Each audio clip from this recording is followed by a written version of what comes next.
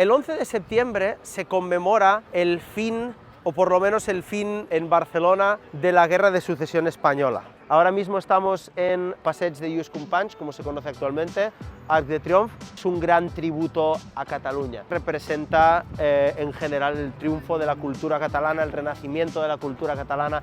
Podemos ver que está lleno de símbolos y alegorías de Cataluña, los murciélagos que representan la corona de Aragón, vemos diferentes penachos o banderas que representan los diferentes territorios de la antigua corona de Aragón. Ahora seguimos bajando y nos meteremos en el Parque de la Ciudadela. Fue el escenario de la batalla final, ahí estaba antiguamente lo que es el Parque de la Ciudadela, no había un parque sino un barrio, el barrio de la Ribera, de pescadores. Felipe V, tras hacer su entrada en la ciudad, demolió este barrio por completo como una especie de castigo a la ciudad y construyó una gran fortaleza militar, una ciudadela, para mantener la ciudad vigilada. Hoy en día es un centro de memoria histórica y de recuerdo de la opresión de Felipe, que eliminó las instituciones catalanas y que eliminó el catalán de la vida pública. Efectivamente, también pasaremos por el Parlamento de Cataluña, el edificio del antiguo arsenal de la Ciudadela, que hoy en día, ahora que Cataluña ha recuperado su autogobierno